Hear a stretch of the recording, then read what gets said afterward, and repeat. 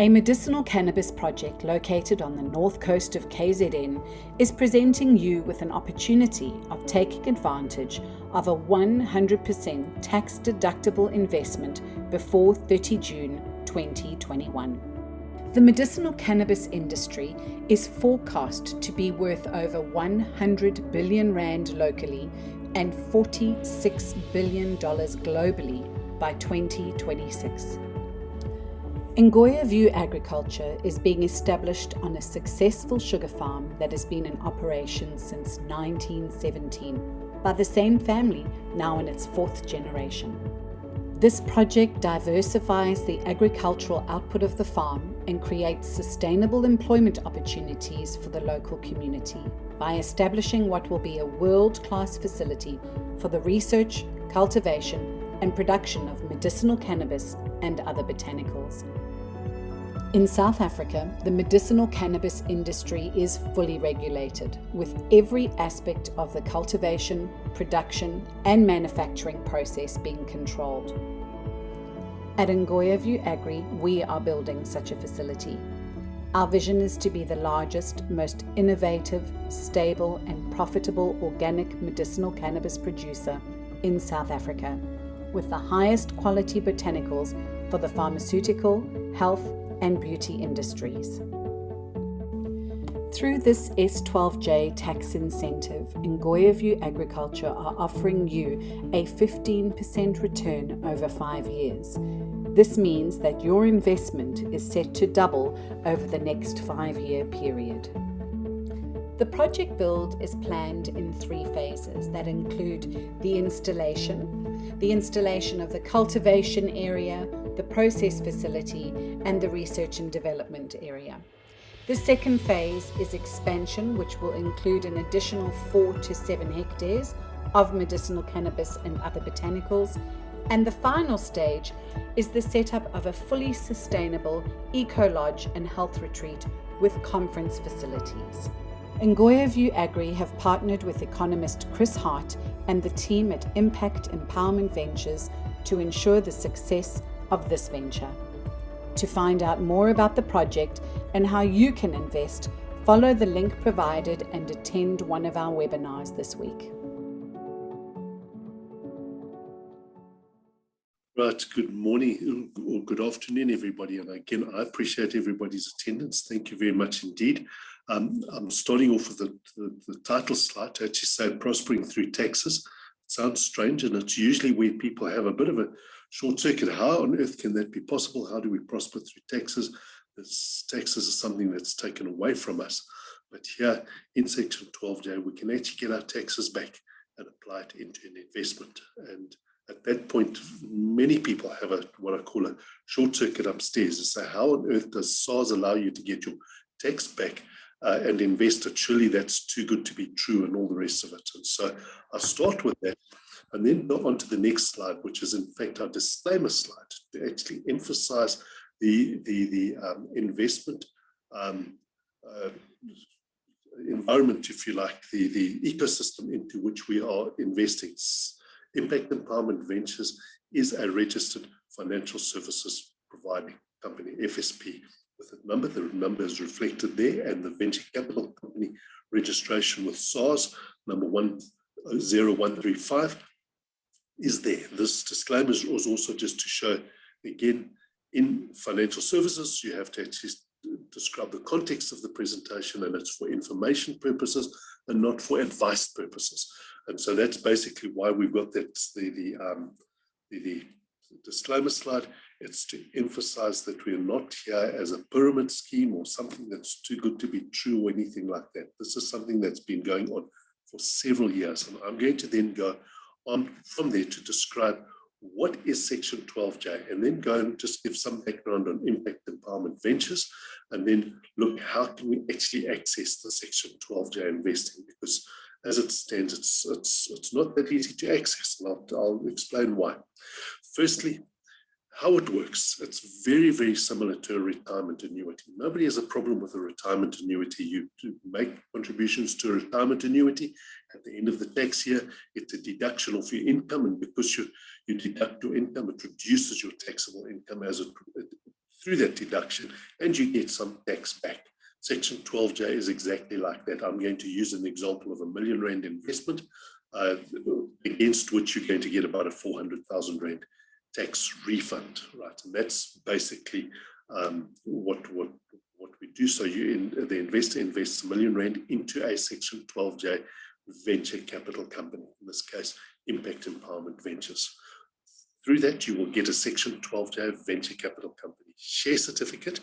And when you submit your taxes, you include that share certificate with your submission, and that becomes a deduction of your income taxes. So let's assume you had R1 million worth of income and you made this R1 million investment. So your income for tax purposes is R1 million minus the R1 million that you've made in the venture capital company, which means that your income is zero. For income tax purposes, that 400,000 Rand that you've paid to SARS comes back to you.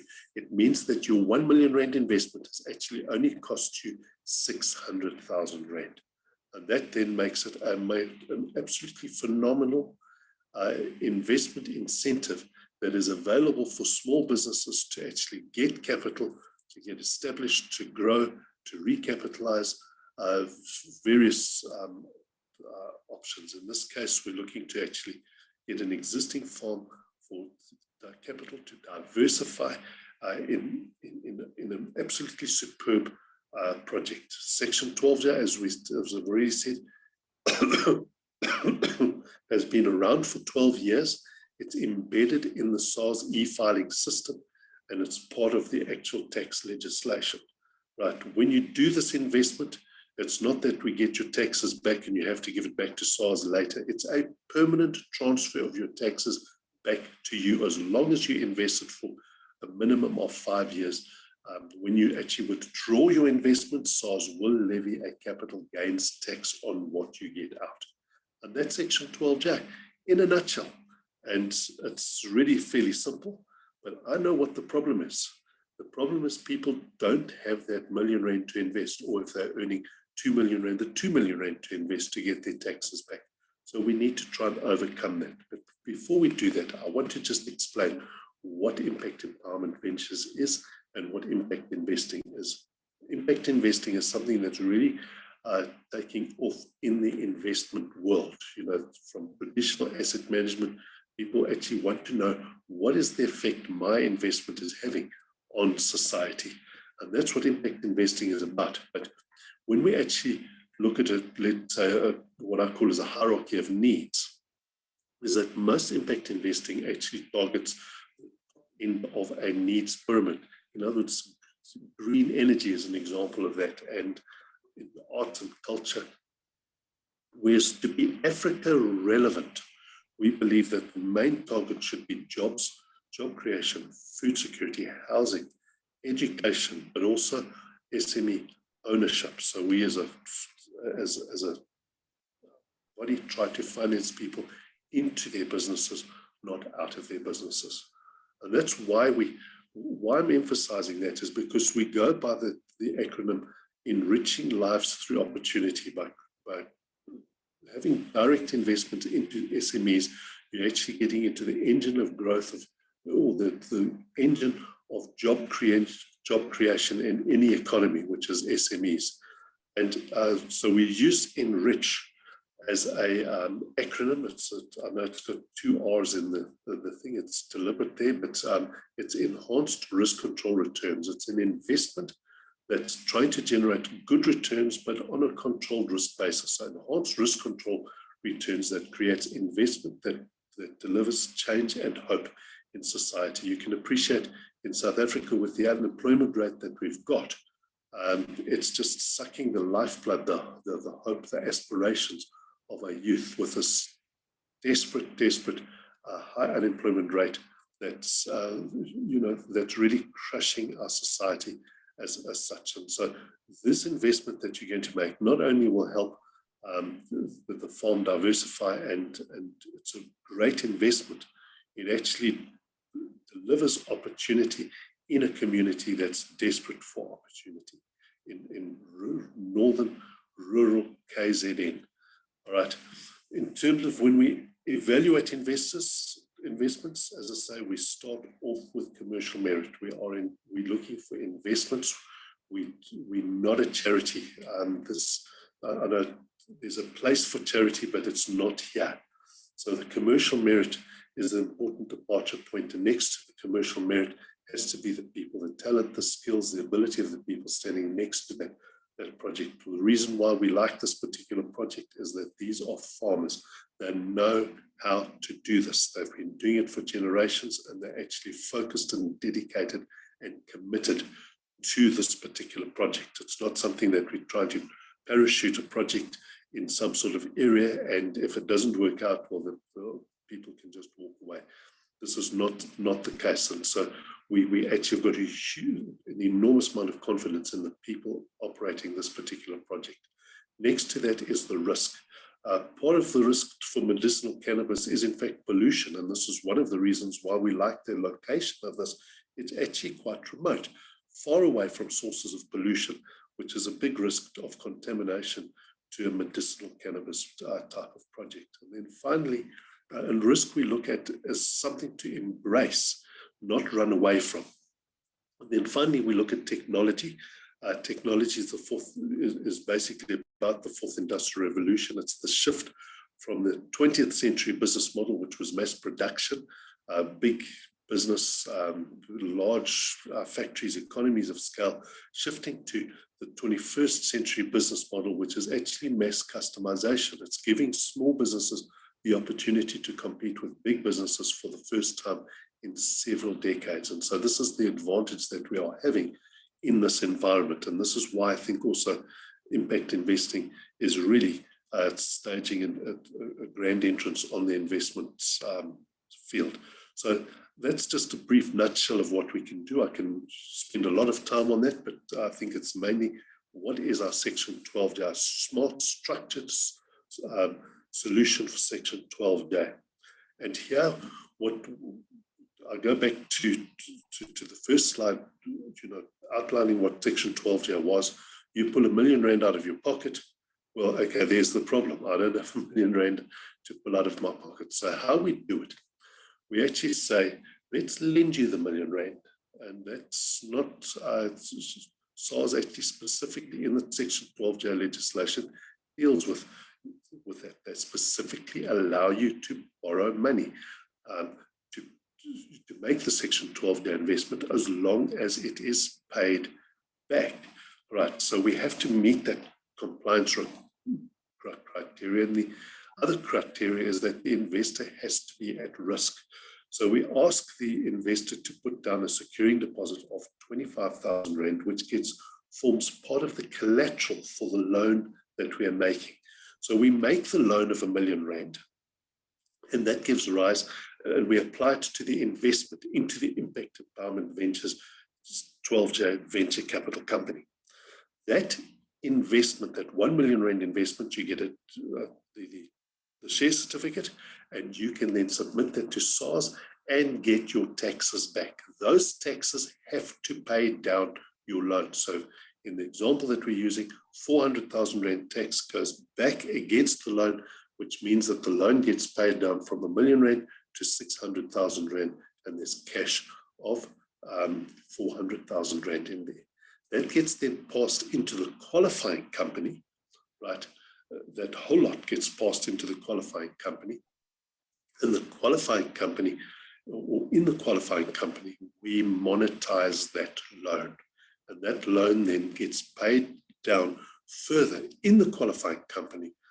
They assume any responsibility for interest payments and also to pay it down, through what would have normally been dividends from the actual qualifying company. And after 5 years, you can now start withdrawing the investment if it's worked. We emphasize that this is a venture capital company, and what you're doing is you're flipping your taxes. The 400,000 Rand does not come from you, it comes from SARS. If you don't do this investment, that money stays with SARS, never to be seen again.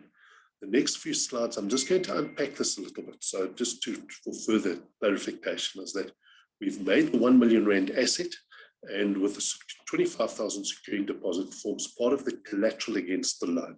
It's a limited collateral loan. In other words, we agree that this collateral is sufficient for this arrangement where we've got a 600,000 Rand loan with 400,000 Rand cash against that loan, that we have sufficient cover for this arrangement. Now, why we say it's a limited collateral loan is, let's say it collapses in an absolute heap, no salvage, and we have to then demand from the investor to please pay the rest of the loan down.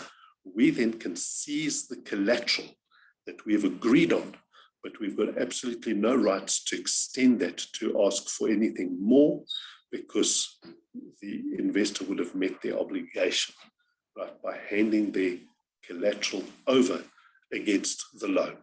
Right, we obviously don't want to get there, but we've got to describe what's the worst case for the investor. Right, this 400,000 cash, 600,000 loan, in other words, 1 million Rand facility as a whole, gets passed into the qualifying investment, and the qualifying investment, in this qualifying investment, which is the qualifying company, in this case, Ngoya View, assumes responsibility for the loan. They pay the loan down. In other words, they service the capital. They also service the interest on the loan. This is where the loan gets monetized. And the company, the institution that monetizes the loan, then their contract is with the qualifying company, not with the investor. So if everything went wrong, their salvage is against the qualifying companies, and that further protects the investor, which means that we're shifting the risk away from the investor. It means that in your investment, your downside is 25,000.